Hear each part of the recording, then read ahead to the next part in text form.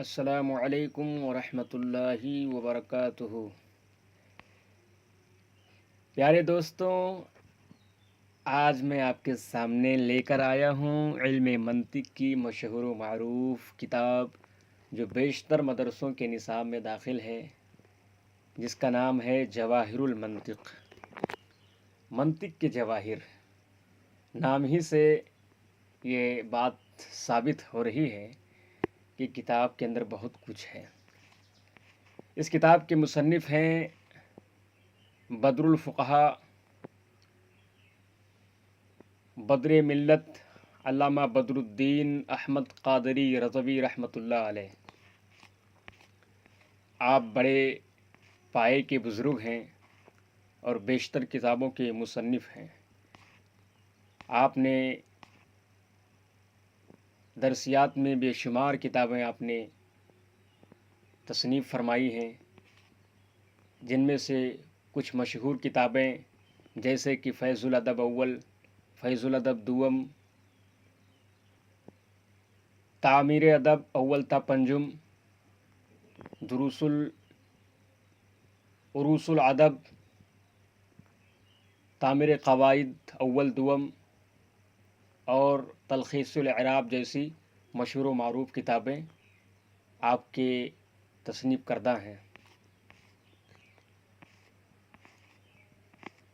اب زیادہ گہرائی میں نہ جاتے ہوئے اور بات کو زیادہ طول نہ دیتے ہوئے میں اس کتاب کا آغاز کر رہا ہوں۔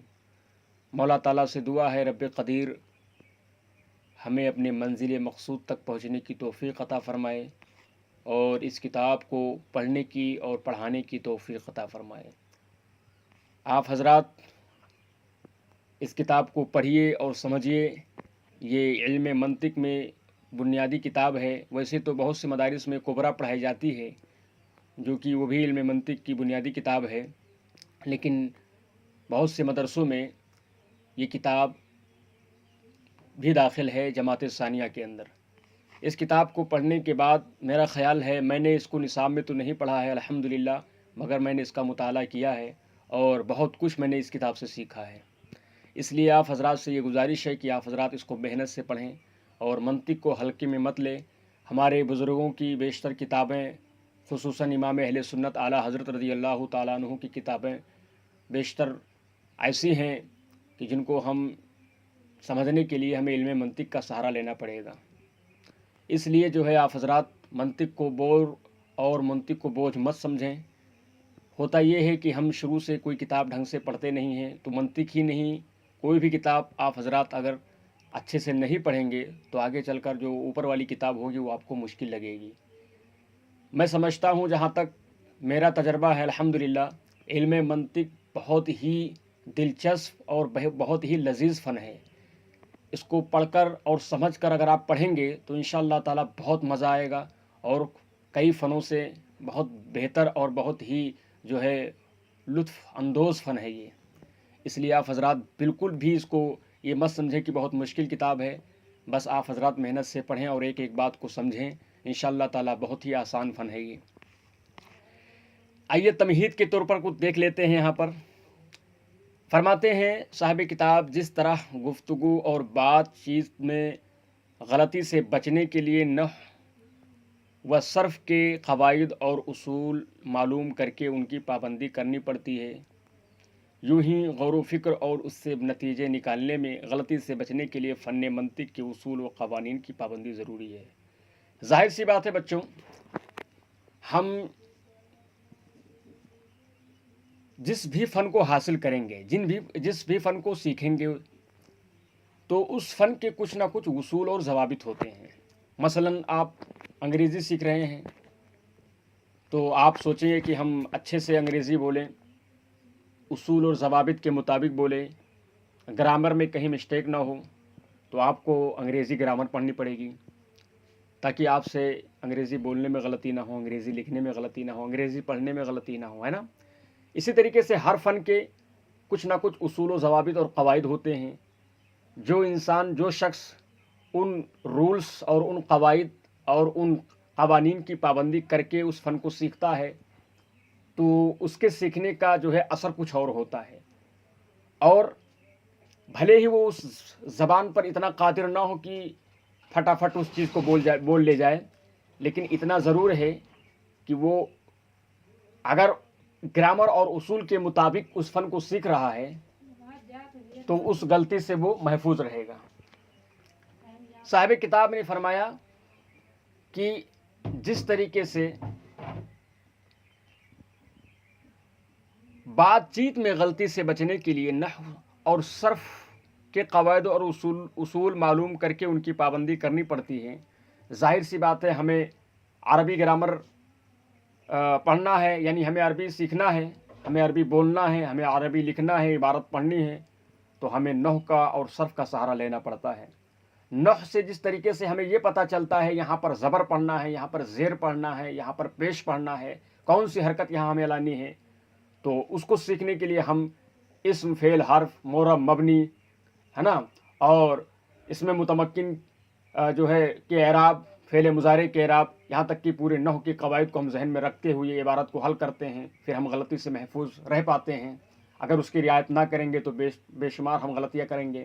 اسی طریقے سے علم صرف کے قواعد کو مد نظر رکھتے ہیں، یہ صحیح ہے، محموز ہے تو پھر اس کے اندر یہ محموز ہے تو اس کے اندر کون سی تعلیل جاری ہوئی ہے، صحیح جو ہے یا تعلیل جاری ہوئی ہے یا تعلیل نہیں جاری ہوئی ہے، اگر معلل ہے یا غیر معلل ہے، یعنی وہ جو ہے معطل ہے یا غیر معطل ہے، اگر معطل ہے تو اس میں کون سی تعلیل جاری ہوئی ہے، کون سی تعلیل جاری نہیں ہوئی ہے، ماضی ہے کہ مضارع ہے کہ امر ہے کہ نہ ہے نا، ماضی کو کیسے، مضارع کو کیسے، امر کو کیسے بنایا جاتا ہے، اس کا ترجمہ کیا ہوگا، اس کا ترجمہ کیا ہوگا۔ تو ہم جس طریقے سے عربی میں جو ہے مہارت حاصل کرنے کے لیے، عربی میں غلطی سے بچنے کے لیے ہم علم نحو کو حاصل کرتے ہیں، علم نحو کو سیکھتے ہیں، اور اسی طریقے سے علم صرف کو سیکھتے ہیں، تاکہ ہم جب عربی بولیں تو بات چیت کریں تو ہمیں جو ہے اس غلطی سے ہم کیا کریں، اس غلطی سے ہم محفوظ رہیں، اس غلطی سے ہم جو ہے دور رہیں، ہم اس میں غلطی نہ کریں۔ اسی طریقے سے علم منطق کا تعلق چونکہ بات چیز سے نہیں ہوتا ہے، علم منطق کا تعلق غور و فکر سے ہوتا ہے۔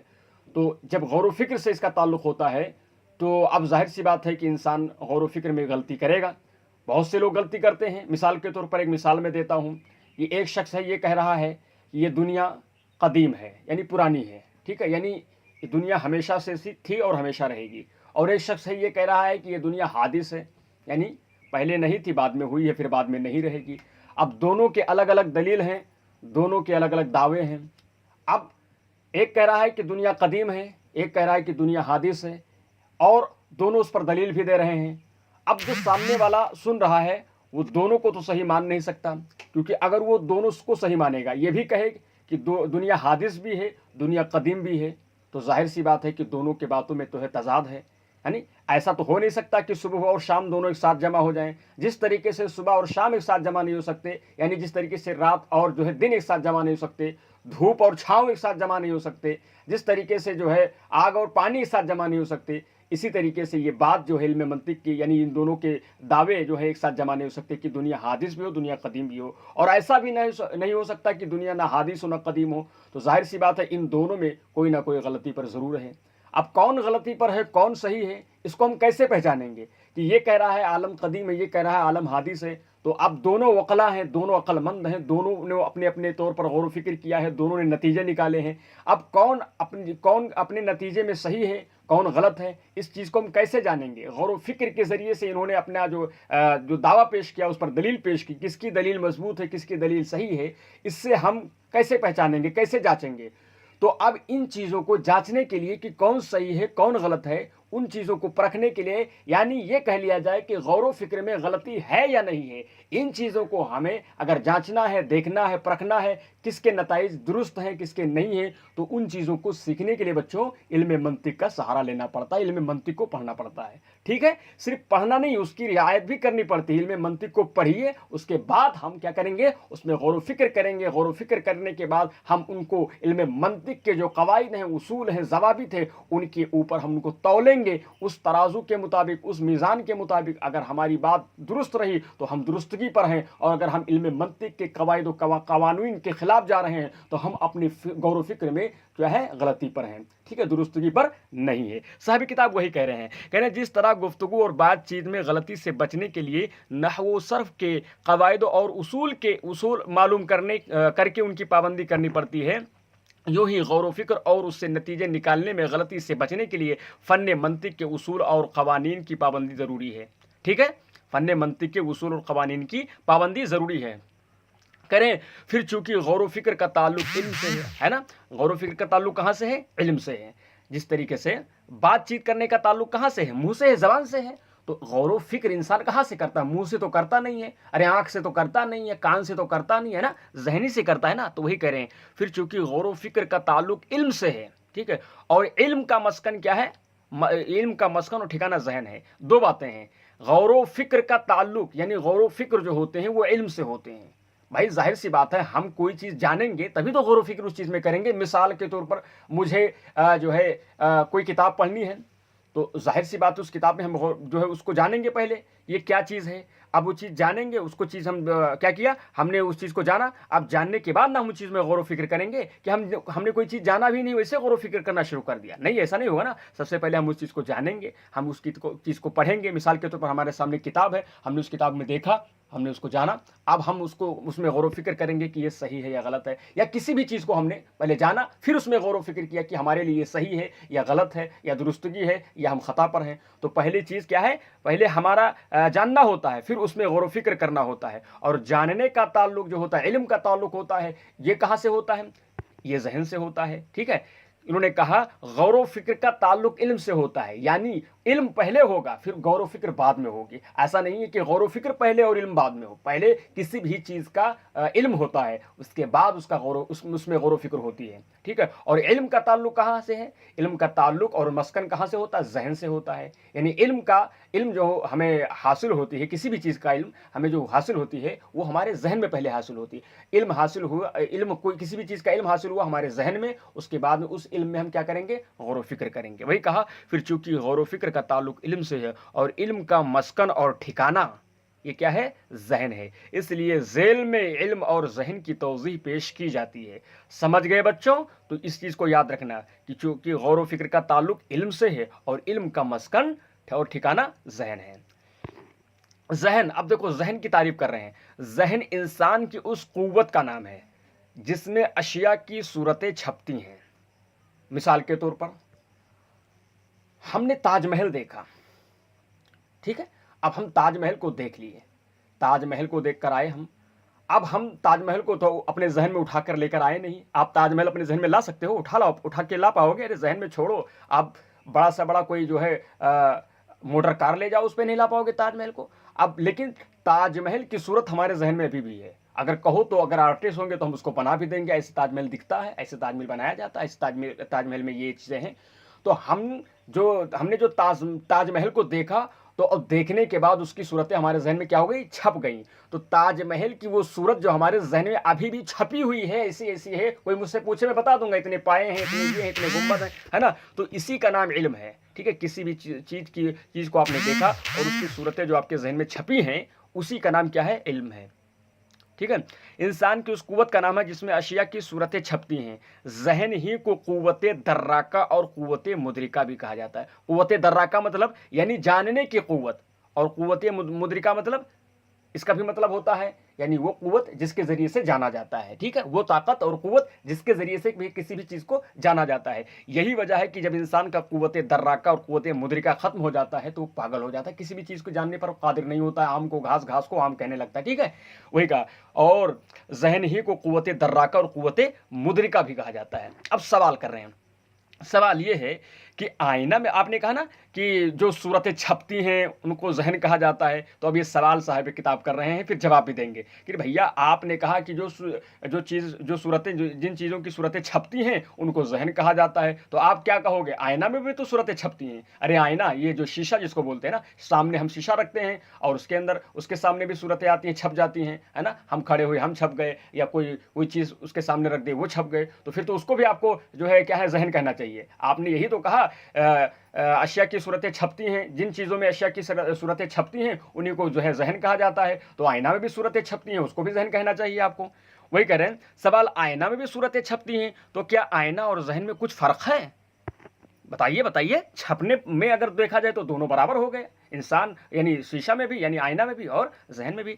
तो जवाब दे रहे, कह रहे जवाब, आईना और जहन में कई तरह से फ़र्क है चुनांचे। कैसे, क्या क्या फ़र्क है? कह रहे देखो, खुद आईना नज़र आ सकता है भाई, हमारे घर में एक मिरर रखा है, शीशा रखा हुआ, हम उसको देख रहे हैं, क्या बताओ कोई अपने जहन को देख सकता है? जहन को कोई नहीं देख सकता है भाई, जहन हमारा हमारे दिमाग में, हम उसको देख पा रहे हैं? नहीं देख पा रहे हैं। वही कह रहे, खुद आईना नज़र आ सकता है, उसको छुआ जा सकता है, हम एक जगह से उठाकर दूसरी जगह रखते हैं, है ना, आईने को, है ना। लेकिन ये बताओ, लेकिन जहन जहन ना तो नज़र आ सकता है और ना उसको छुआ जा सकता है ना, तो ना ही हम उसको देख सकते हैं और ना ही उसको छू सकते हैं। और दूसरा फ़र्क है, कई तरीके से फ़र्क ना बता, एक फ़र्क ये हो गया, अब दूसरा फ़र्क बता रहे हैं। कह रहे आईना, आईना में शय का सिर्फ एक रुख छपता है, आईना में शय का सिर्फ एक रुख छपता है। मिसाल के तौर पर मैं खड़ा हो गया, अब मैं आईने के सामने खड़ा हुआ तो सिर्फ मेरे आगे का हिस्सा उसमें छपेगा ना, मेरा आगे का हिस्सा छपेगा, ये कि पीछे का पूरा बैकग्राउंड जो है होता है वो भी छप जाएगा, नहीं छपेगा ना। लेकिन जहन के अंदर अगर मैंने एक शख्स को देख लिया तो अब हमारे जहन में उसकी पूरी पूरी तस्वीर छपी हुई है, आगे का भी, पीछे का भी, दाएं का भी, बाएं का, पूरी सूरत उसकी छपी हुई है, वो ऐसा है, ऐसा नाटा है कि छोटा है कि बड़ा है कि लंबा है कि कैसा है, तो सब कुछ हमारे जहन में छप जाती हैं वो चीज़ें। वही कह रहे हैं, आईना में शय का सिर्फ एक रुख छपता है और जहन में शय की पूरी तस्वीर छपती है। समझ रहे हैं बच्चों? और तीसरा फर्क क्या है? कह रहे आईना में हवा, आवाज़, खुशबू, बदबू, मीठे, खट्टे की सूरतें नहीं छपती। आईना में हवा, आवाज़, खुशबू, बदबू, मीठे, खट्टे की सूरतें नहीं छपती। ठीक है, आईना में सिर्फ उन्हीं चीज़ों की सूरतें छपती हैं जो नज़र आ सकें, और जहन में हर उस चीज़ की सूरतें छप सकती हैं जो देखने, सुनने, सूंघने, चखने, छूने, है ना, या क्या है, सोचने में आए।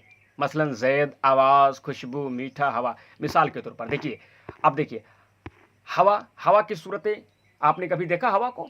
तो जब आपने हवा को देखा नहीं तो वो चीज़ें आईना में कैसे छप सकती हैं? इसी तरीके से आवाज़ को कोई देखता है, खुशबू को कोई देखता है, बदबू कोई देखता है नहीं, हम भाई महसूस करते हैं ना, अपने जिसका जहाँ से ताल्लुक़ होता है उसको महसूस करते हैं। मीठे, खट्टे, ये सब चीज़ें कोई नहीं देखता है, तो जो चीज़ें दिखाई नहीं देती हैं वो आईने में छपेंगी भी नहीं। लेकिन जहन का क्या मतलब है? अब जहन का मतलब ये, जहन में हम मिसाल के तौर पर हमें खुशबू आई मीठी चीज़ की, किसी चीज़ की। अब मिसाल के तौर पर हमने देखा कि एक ऐसी मीठी चीज़ की खुशबू आ रही है कि मैंने उसको सूंघते ही हमने महसूस कर लिया कि ये क्या है, ज़रूर जो है काला जाम है, ये क्या है, काला जाम की खुशबू है। इसी तरीके से कोई और ऐसी चीज़, मिसाल के तौर पर कोई हमने कड़वी चीज़ बनाई या कोई खट्टी चीज़ बनाई, हमने देखा, मिसाल के तौर पर पानी पूरी है सामने है, हमने उसको देखा नहीं लेकिन हमने उसकी खुशबू को महसूस किया, मैंने बता दिया पानी पूरी है। तो हम बहुत चीज़ों को खुशबू से पहचान लेते हैं कि ये क्या चीज़ है ना। तो बताइए, हमने खुशबू से जाना उसको, खुशबू अपने नाक से हमने महसूस किया और उसको अपने नाक से उसको हमने महसूस किया और जहन में फैसला कर दिया कि ये पानी पूरी है, ये चाट है, ये क्या क्या चीज़ें हैं। इसी तरीके से जो है हवा हमने महसूस किया, है ना, हवा हमने महसूस किया अपने जिस्म में, फौरन बता दिया ये हवा है। गर्मी रहती तो हम कहते हैं गर्मी है, और अगर हवा चलती है तो कहते हैं हवा है। तो हवा को भी हम महसूस करके और फौरन फैसला कर देते हैं कि ये हवा है। ठीक है, इसी तरीके से आवाज़ हम अपने घर रूम में बैठे हुए हैं, बाहर हमारे रूम के सामने कोई चिल्ला रहा है, शोर कर रहा है, हमने उसकी आवाज़ सुनी, फौरन उसको देखा नहीं, हमने फौरन बता दिया अरे ये फला साहब है, अरे ये जैद है, ये बकर है ना। हमने क्या कहा, ये जैद है, ये बकर है, ये खालिद है। हमने उसको देखा नहीं लेकिन फौरन पहचान लिया कि वो जैद की आवाज़ है, बकर की आवाज़ है। तो देखिए, हमने जो है आवाज़ से उसको पहचान लिया। अब आवाज़ से हमने उसको पहचाना और उसकी सूरत हमारे जहन छपी छप भी गई कि ये जैद है। तो देखिए क्या है, जहन फैसला कर रहा है कि ये कौन है, देखा नहीं लेकिन पहचान लिया, वही कहा। और इस तरीके से खुशबू की मिसाल दे दी, बदबू, खुशबू, बदबू सेम मीठे खट्टे की सूरतें नहीं छपती, है ना। तो ये सारी चीज़ें आप अपने जहन में बिठा लीजिएगा कि जो चीज़ जो है देखने में आती हैं आईने में, सिर्फ उन्हीं चीज़ों की सूरतें छप सकती हैं। लेकिन जहन ऐसा नहीं है, जहन जो है हर उन चीज़ों को जान सकता है, जो चीज़ दिखाई देती हैं और जो चीज़ ना दिखाई देती हैं उन चीज़ों को भी जहन जान लेता है। ठीक है, वही कहा मसलन जैद, आवाज़, खुशबू, मीठा, हवा और मफ़हूम की सूरतें जहन में छप सकती हैं। मफ़हूम की सूरतें जहन में छप सकती हैं। मफ़हूम की सूरतें यानी जो चीज़ हम समझे वो चीज़ें भी हमारे जहन में छप सकती हैं। सवाल, क्या कोई ऐसी चीज़ भी है जो छूने में आए लेकिन देखी ना जा सके? बेशक, ये तो सब आप लोगों ने, अगर जो बच्चे कॉलेज यूनिवर्सिटी में पढ़ रहे हो तो वैसे जानते होंगे कौन कौन सी चीज़ें हैं। कह रहे जवाब, हाँ, वो हवा है जो देखी नहीं जा सकती है और छुई जा सकती है। भाई, देख सकते हो हवा को, नहीं देख सकते हो लेकिन छू सकते हो। आप, हवा चल रही है पूरब से पश्चिम की तरफ, आप हाथ लगाइए, हवा महसूस करेंगे, आप छू लेंगे हवा को, है ना। वही कह रहे हैं, अरे बाज़ बाज़ तो आंधियाँ हवाइयाँ इतना तेज़ होती हैं, हवा जो चलती हैं कि इंसान को उड़ा देती हैं, उड़ा ले जाती हैं, हैं? छूने की बात हो रही है यहाँ पर।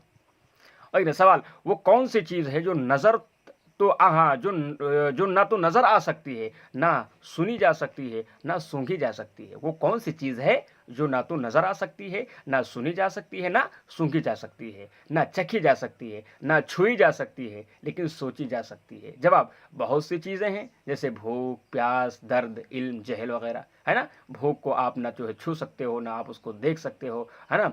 और ना उसको सोच सकते हो, लेकिन क्या कर सकते हो उसको? हैं? लेकिन सोची जा सकती है, हाँ, छुई जा सकती है, ना चखी जा सकती है, ना सूंघी जा सकती है, लेकिन आप उसको क्या सकते हो? सोच सकते हो। भाई भूख लगी, आपने महसूस किया, मुझे भूख लगी है, सोच सकते हो। भूख, प्यास, उसको भी आप सोच सकते हो, है ना? इल्म, जहल, मैं जाहिल हूँ, मुझे इल्म है इस चीज़ का। किसी ने कहा वज़ू में 4 फ़र्ज़ है, आपको पता है, आपने फ़ौरन उसको क्या किया?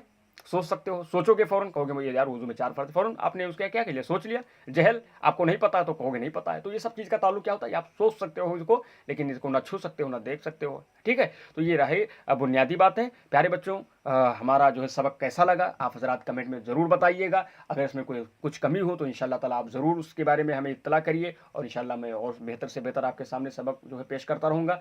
तब तक के लिए अल्लाह हाफ़िज़। कल एक नए सबक के साथ हाज़िर होते हैं इंशाअल्लाह ताला। इल्म का बयान बहुत मज़ा आएगा इंशाअल्लाह। बहुत अच्छी किताब है ये, इसको खूब मेहनत से पढ़िए। अस्सलामु अलैकुम व रहमतुल्लाहि व बरकातुहू।